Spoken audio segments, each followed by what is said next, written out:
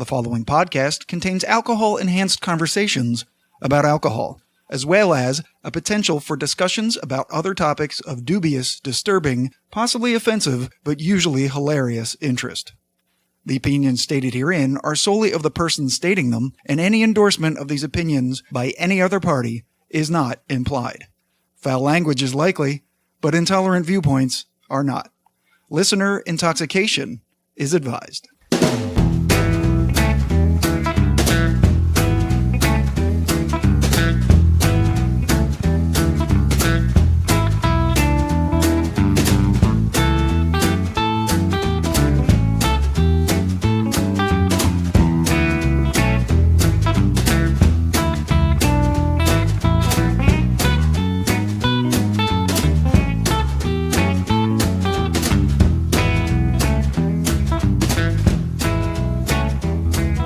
Hola y bienvenido to episode Sweet 16 of the Whiskey Tangent Podcast. I'm Scott. And I'm Ed. And if you're wondering why I was speaking Portuguese there for a second, or if you even knew what the fuck I was speaking, it's because we're continuing a journey that began in episode 11 with whiskeys that were finished in Caribbean rum barrels and continues tonight as we evaluate whiskeys that were finished in barrels that once contained port, a fortified dessert wine historically made in Portugal. And once again, for the second episode in a row, we have a pair of guests. So, como siempre, Ed's going to start us off with which port-finished whiskeys we chose, as well as who's having whiskey for dessert with us tonight. Thanks, Scott. Yeah, first of all, port cask finished whiskey is actually very prevalent in Scotland with scotches, but it also has made its way into the bourbon world as well. We have a spirit from a Colorado distillery, Breckenridge whiskey, which is finished in a port cask, and also Angel Envy Kentucky Straight bourbon whiskey, also finished in port wine barrels. So those two are going to square off tonight. We've never had either one. I mean, that's a lie. I guess I probably had the bourbon of Angel Envy at some point. I have no idea in my memory bank of what it tastes like, so it's brand new for me. I've definitely had it, and I don't have a good opinion of it. Right. Scott doesn't really like it that much, and I've always wondered if it's because he loves the rye so much that he feels like he's wasting his time if he drinks the bourbon.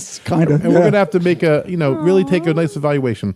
In the background, you hear our guest for tonight's festivities, which is Jeff, who's returning from episode 8. When we Hola, Senor Ed. Hola. Also, Sue, who helped us do the Halloween short that you all have already enjoyed. And probably vomited after. If you haven't heard it, listen to it. It's nasty. Really don't. Don't listen to it. Really, no, don't listen Actually, to it. don't. I'm so glad that I was really my hope, first. I hope that's the lowest rating. Like, if there's going to be one episode that has the least listens, let it be that one. Oh, no, there's some great stuff in there. Come on. Rating. It's great stuff in there. It is. Jeff and Sue are here again to help us taste both of these interesting expressions and evaluate the whole port barrel finish experience. Yeah, I want to ask Jeff and Sue if they've ever had port before. I have had it before, but I did not enjoy it. Okay. Oh, I love port. I am not actually a sweet drinking person. So you're not like a Mai Tai rum runner? Oh my God. I have educated myself up to the dry wines, but what's ironic is that the whiskeys that I enjoy the most are actually sweet. They're not as sweet as the, basic bitches at the club drinks. No, not the basic bitches. No. At the club drinks. I want a Red Death. Oh my God, I want a mind eraser. Stop mimicking me. That was Sue in college. Yes. Well, the reason why I asked you guys if you had port before, I know Ed has and Jeff has, but did not enjoy it. I have never had it. I don't think I actually answered the question. You didn't. So, have you had port before? No, I have not. Okay, so Sue and I have not had port cheese. Oh, port wine cheese. Yes. Oh, yeah, that's really good. That tastes nothing like port wine. Yeah, crackers. It's covered in the like walnuts or something. Yeah, it tastes nothing like that. No.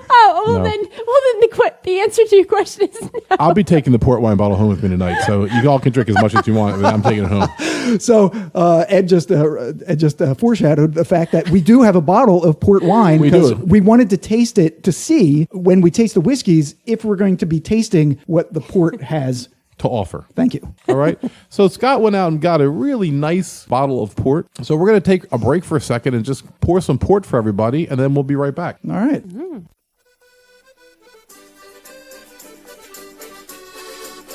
Thank you for calling the Whiskey Tangent Podcast. Your call is important to us, but all of our agents are busy being inebriated. So we just can't with you right now, okay? God.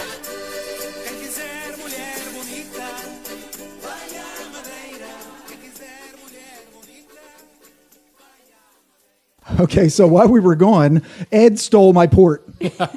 Well, procured. I poured everybody a small amount. I got back to my glass and it was gone, and Ed's was twice as full. There's a second part of the story. You see, he's censoring what really happened. He poured all of us a small portion of port, is what he said. I asked for some more port. He waved the bottle over the top of my glass and kept going. I gave you more port. It wasn't enough. So I took his port and I got the amount I wanted. And then I knew he'd have to fill his glass to where he wanted it. And so it all worked out well. Sue, please set the record straight. Okay, so this begs the question: who is the head honcho of this podcast? The boss, you mean? The boss Who of the is podcast? The boss of the podcast. Ed, who's the boss of the podcast? Who answers to who? Believe it or not, it's a seamless partnership. But in any partnership, there's going to be points of contention. Like when you stole my port? Well, that was not. You mean like right now? No problem with that. That was obvious what I did. I'm not hiding it. There's more port for you. So what happens, like the one thing, because there's so much work involved with the editing and all, like when Scott's editing that and he makes the decision, I don't think I've ever asked him to put anything back in. I think I've asked him to cut some stuff he left in because I just have my own opinion on it. Right. So Scott does all the editing? He does the editing. And then you review together as a team. Yeah, Correct. absolutely. Okay. To give him some quality control so it's not all on Okay. him. And a lot of times we'll talk about after the episode what just transpired. I'm like, we might want to look at that part. That might have been a little rocky. I might have been a little bit too over the top there. But then he does the tedious part of it. So if he's going to sit there and spend 2 hours or 3 hours editing something, I'm not going to come floating in and be like, oh, yeah, you should do it all this way. That's like a dick thing to do. So in that area, when it comes to editing the podcast, you'd have to call him the boss, no doubt. But when it comes to like what we're going to talk about and stuff, we've never had a point where, I want to do this. Well, I'm doing this.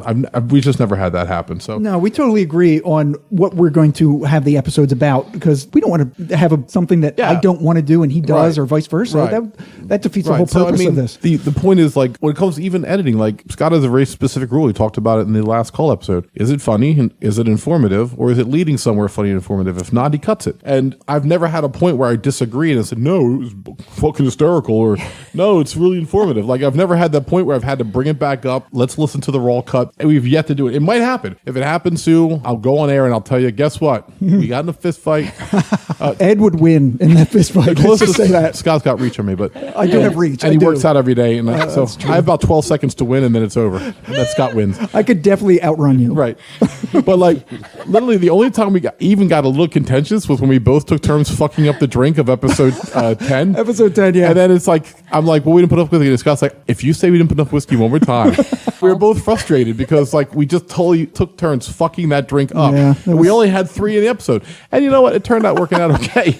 But Yeah, but it was I mean, fun. honestly, it's been nothing but a joy working with him. So Well, thank you, sir. It's a joy working with you as well. right. Well, Yeah, so much just, love. Just get your life in order, would But you?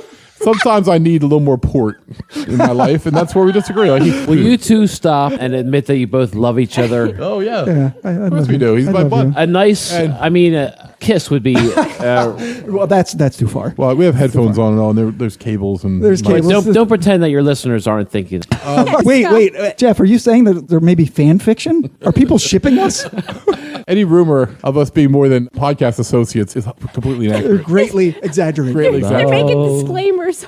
Exciting There's and an new. easy chair. You were doing the wrong song. Sorry. I just sang right over you. I was doing the Love Boat. Oh, You were doing. Streisand, isn't it? Oh, Barbara Streisand. Yeah. It's one of those K-Tel Records song commercials. That's right. And Peebo Bryson. And Oh my God, we're completely off the rails. holy here. crap. Yeah. We're So answering a question very simply. There is no pure boss. We negotiate everything when it needs to be negotiated. I give Scott carte blanche when it comes to editing. There's no pitcher and there's no catcher. and we're Jesus. Christ. We're both coaches, okay? We're both coaches. No one's no. Yeah, what? You like the way I'm holding my glass? Yes. Yeah. Just fisting it. He's holding it like a 5-year-old learning to pee in a urinal. Mommy, what is this? Is this grape juice? I He's love like, grape juice. Grape juice is delicious. He's like his whole fist around the stem of the glass. Is this how you hold it, Mommy? Oh my God. Yes. Why is my pee red? Listen, we have why are anyway. we here right now? Like, I feel Anyway. like we're off the rails again. Like We are off the We rails. have a So- long episode. We haven't got to the whiskeys yet. We haven't Or even the port. tasted the port, right? So let's taste the port. I've been holding it all this I time. know. That's what she said.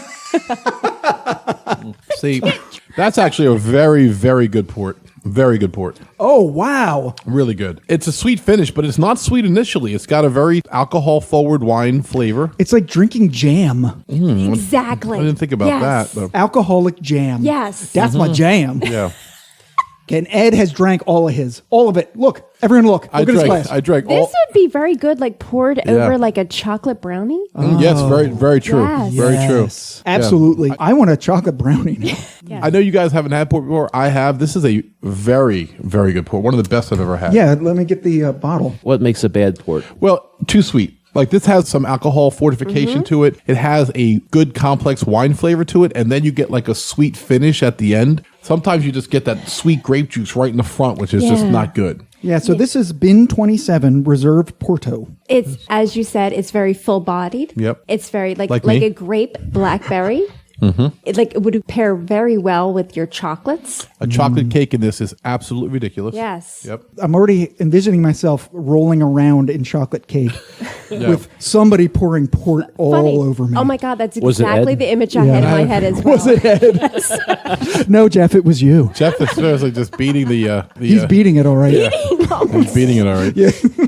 Listen, I'd like to move my chair, please. but I told my friend at work we were doing this episode, and he's mentioned that last week his wife had made like a chocolate cake for dessert, and he's like, "Well, I'm going to have to stop and get port on the way home." Oh. And I was like, "Yeah, see, Now you would highly recommend this one. Yeah. I would honestly, I really Yeah, would." It's very good. Yep, I'm hoping to have my friend Joe and his wife on sometime. They're big whiskey aficionados. They really go all in on scotches and single malts and bourbons. So But I bring the fresh perspective. Absolutely, on we not love it. Having very much experience. you bring with the so much whiskey. more than that, Sue. Right. Oh, I know. And you look adorable in those headphones. Did we tell you Oh my that God, earlier? yeah. You should get a job as like an air traffic controller or just buy a set of Beats headphones or something. Don't panic. Just turn around. Dropping out of the sky. Air traffic controller sounds so bored. Like, Flight 475, we're going to give you a runway 2. But in my voice, not your voice. Right, do it your way. Yes. Go ahead. Air traffic control. Oh.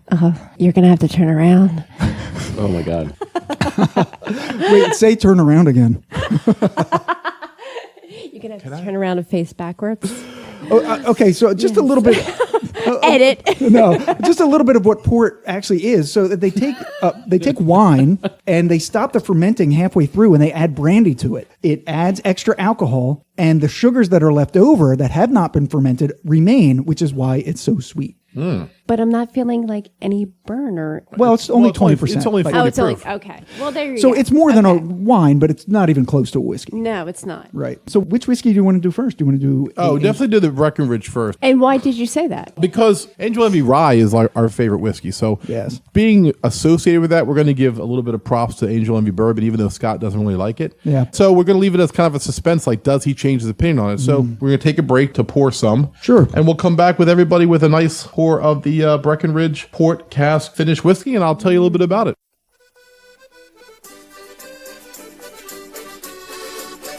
Thank you for calling the Whiskey Tangent Podcast. We're sorry you've called during happy hours, which run Monday to Sunday, 1 a.m. to midnight. Please call back during our normal business hour.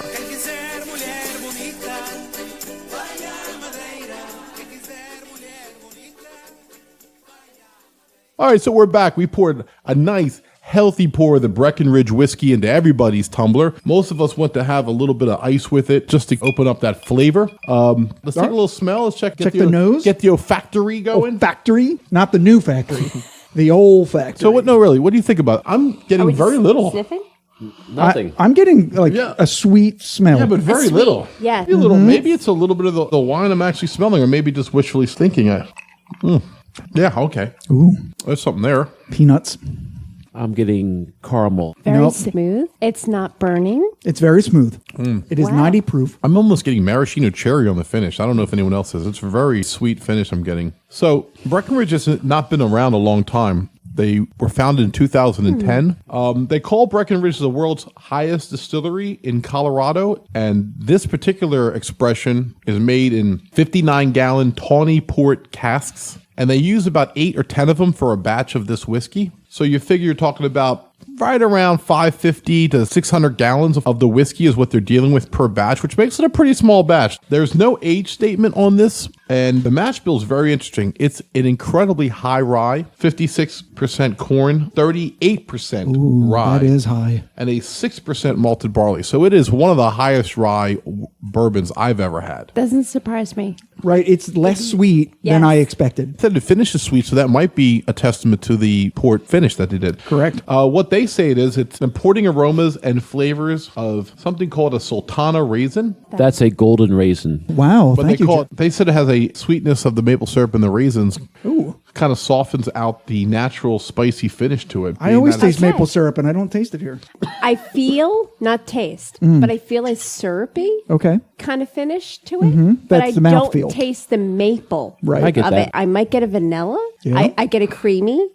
I don't get too much spicy, and I don't get a long-lasting, for lack of a better word, burn. I have a little bit of neat glass, and it's very drinkable in its natural form. It doesn't need to be watered down. Yeah, I really like it neat. Yeah. I do like it less on the globe, but it holds up. I mean, the flavors are still there. They're Yeah. they're just not as I speak strong. to the Yeah. I speak to the audience who's not a strong, Sure. fan of whiskey. Sue is a whiskey novice, Yes. But she she's does drink whiskey. intensely Yes. interested in it. Yes. Have you tried the Larceny I got you for your birthday? Did you try Not that? yet. I have not opened it. so I am curious of your I thoughts. will let you know. I'm a strong fan of Bulleit rye. Yeah. And as you must be to be on the Whiskey Tangent podcast. Oh yes, Yes. of course.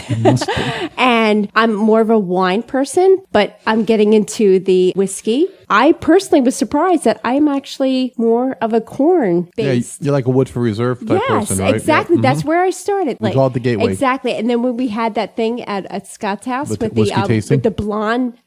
You're the blonde. I'm You're the the blonde. You were the blonde we had at Scott's Oh, house. already. Yes. That sounds like a police blotter.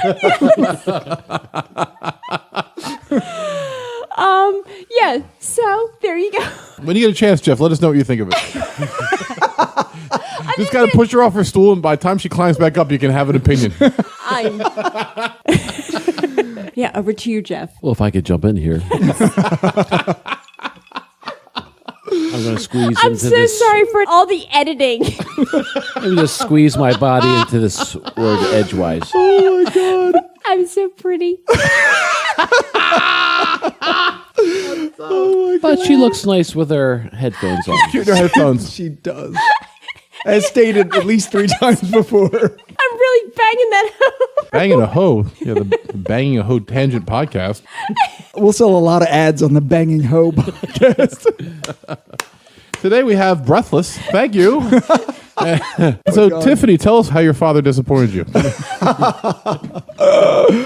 Oh, Jesus. Anyway, did we get Jeff's opinion or not? Not that Jeff's opinion. My goodness. Is it possible the ice is ruining the Lessening taste? it, absolutely. Absolutely. No, it's fair. Pour him a little bit I am, in the neat glass. Here. Jeff, get that a shot right now. I think No. you're going to like it. It's really good straight, as we like to call it in the whiskey world, neat. No, You know. much better without the ice. And here I am with my 1 cube of ice, wishing I had I actually had more. another. And that's okay. You know, You're allowed to do that. exactly. Ed talks Yes. a lot about how there are some people who you kind of shit all over anybody who wants to put ice or Mm-hmm. water in their whiskey. And it's fine however you want to drink your whiskey. But what we do is if you're in one particular place and that's where you've only always been, Yes. then we will encourage you to try something new. That's where you start. That's Exactly. Exactly. Yeah. And I initially said I tasted like a caramel, and without the ice, it's even more intense. More in caramel, yeah. Right. You like it better without the ice, right? I do too. Yeah. Put it this way, I don't always like stuff neat, but I could drink this neat all day. It's delicious, straight right out of the bottle. Really, just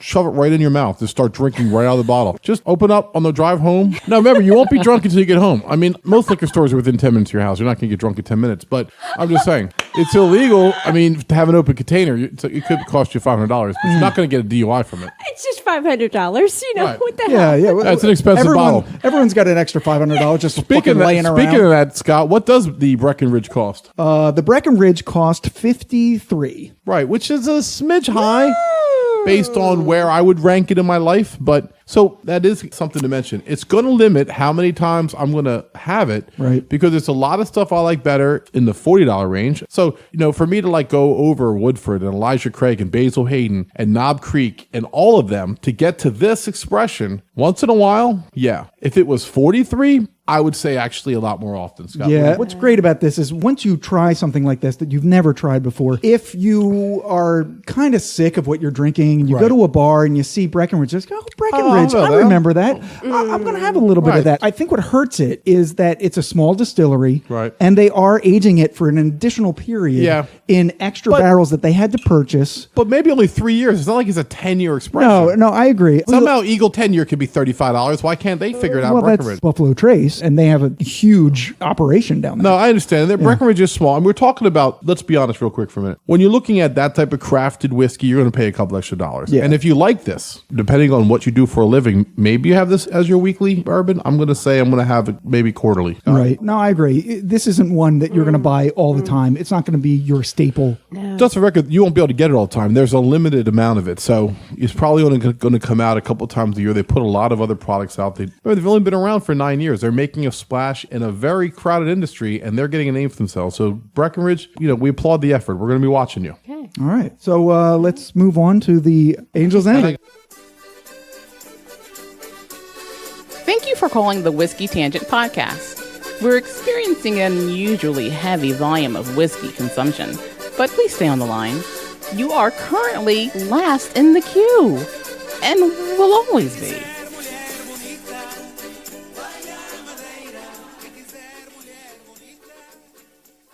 Okay, everybody, so we're back. We've poured ourselves some Angel Envy bourbon. Everybody is feeling it. We're excited. And Scott's going to give us a little bit of background on this particular expression. Am I? Uh-oh. Well, my trepidation is we kind of already gave some of the background of the entire Angel's Envy product line when we did episode 11 Correct. And Angel's Envy Rye. However, I will say that the mash bill is 72% corn, 18% rye, and 10% malted barley, which is a lot less rye than the Breckenridge that we tasted earlier. Absolutely. It's very high corn. So just to refresh ourselves, Angel's Envy Kentucky Straight Bourbon is finished in port wine cask for an award-winning spirit. We guide each batch's conditioning, blending our handcrafted bourbon in small batches of 8 to 12 barrels. Wow, that's at a interesting. time. And Breckenridge did 8 to 10 barrels at a time. That's kind of interesting, actually. They're both very small batch. Yeah, it's typically aged for up to 6 years. Wow. So it's twice as aged. So, Scott, I couldn't wait. You just enjoyed. I know, I did it so absentmindedly. I did. Yeah. So let's all taste it real quick. And then Yeah, everyone take a taste. So I find it to be at a lower proof, 86.6, harsher than the Breckenridge 90. Is yours straight, or did you have some ice on that? No ice. Neat. You're neat. You had ice, or no? You had Yeah, neat. she had a little. She had a little I ice. had a little ice, but it's like very little bit, very little bit. like, left yeah, of her melting globe. at And this I'm drinking point. it neat right now, so let me try to go. It's really strange because I think that this tastes more peppery than the Yes. Breckenridge, and Yes. the Breckenridge has the higher rye content. I want Jeff to start with this. Jeff, you give us Yeah. the first opinion, Jeff, because you've Well, been. I'm getting a quick burn and definitely the pepper and the caramel. Yeah. Yeah. Like I'm feeling the burn in like the back of my throat. There's a complexity to the flavor. It's not shallow. Is it better than the Breckenridge? I don't think it's better No. than the Breckenridge. I don't think it the Breckenridge is. is a little bit better. The Breckenridge is better, but the It's Angel's good. Envy It's good. isn't as bad as I remember it being. But I don't really care for it, and I do not understand the love that this gets. All right, well, if you're going to be coming at us with a $50 price tag, then we're expecting a certain level of density to your flavor and quality. Honestly, I think that does play into it. And while Angel Envy Rye at $90 is incredibly expensive for us, its flavor is so unique that we accept that. Where at Jefferson Reserve, which is the episode that Jeff was on, was like a $55 bottle. It held up really well and was really one of our favorite expressions. And I think that's what Scott's talking about. Extraordinary. So yeah. we spend $55 for Jefferson Reserve and we're like, wow, this is really good. And then we spend $50 for this and we're like, it's okay. But there's like 10 other things I want in the $30 to $40 range ahead of this. So then that's where it suffers. Okay, so what was it that suffered? Because port is more sweet. So Yeah. was it the sweet? No, it's the that beginning brought bourbon. You? I agree with that. It's the beginning Okay. bourbon because I don't really taste any of No. what the port should be imparting to this. Yeah. Whereas I did in the Breckenridge. So the question is, if I'm going to spend $50 for this, I'd rather get the Breckenridge. And Yeah. Scott's seen it for as high as $90. Yeah, this fucking liquor store over here that I can walk to had it up for 90. I'm like, somebody is confusing it for Angel's Envy Rye, because this should not cost anywhere near 90. I don't think it should be 50. It should be 38 at most. Yeah. So exactly, because I was even texting you pictures. Yeah. Is this the right one? You're I'm like, you made the chick buy the $60 bourbon. you're making me buy the $60.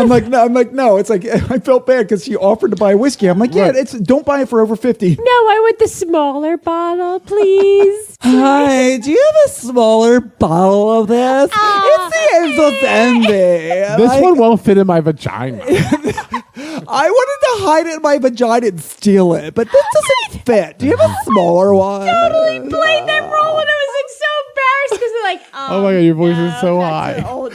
Wow, your voice was so high there. Dogs in China are like, Hey, listen. The Angel Envy bourbon was $49.99 today at my liquor store, and the Breckenridge was about $53.99. And based on that, we thought the Breckenridge was the buy today because of that. correct. Yeah, I like the Breckenridge better than the Angel's Envy. What about you, Sue? Angel's Envy was a little strong for me. A little strong? Yeah. You know what? It's funny because the Breckenridge is actually higher proof. Jeff? I'm not sure if we're talking about it in this podcast, but I like the Spirits of the Apocalypse better than anything. Oh, wow. He pulled up something that we did. He did. Earlier from the Halloween short that That's came right. out first. That came out last week. Okay. I'm not going to disagree with that. Bring me over here because I'm Yeah, drinking. sure. I actually have switched back to the Breckenridge after I tasted the Angel Envy because I liked it better. So I have Breckenridge in my glass. I'm going to put Spirit of the Apocalypse Walking Dead whiskey because Jeff is claiming that it's better than either of them. Very smooth. What this tastes like to me is a young Knob Creek. It's sweeter, but it's got that fire to it. And I swear, if you age this longer, it might be an extraordinary whiskey. I think they really have something on their hands. It had to come out, so they rushed it out because it's for the new season of Walking Dead. Right. And I totally agree with Scott. If they age this 2 more years, it would be really, really amazing. I like the Breckenridge a little bit better because it's a little bit more mature. Though if they age this 2 years, it would probably be the winner tonight. And I think we'll end on that. So thank you everybody for tuning in. The Breckenridge, or by the way, if you like The Walking Dead, get the whiskey because you can't go wrong with it. For $35, it's the best bargain in the room. I'll say that right now. If you're going to spend 50, 53, or 35, I'm going to go with a 35. In fact, I'm going to completely say that Jeff's right in that sense. Like, All right. if we got $40 in our pocket, I'm going to get the Walking Dead whiskey and call it a day. Yes. Thank you. Thanks, Sue and Jeff, for joining us again. And everybody out there, stay safe, enjoy your whiskey responsibly, and enjoy it often. Be well. Thanks, guys. Later.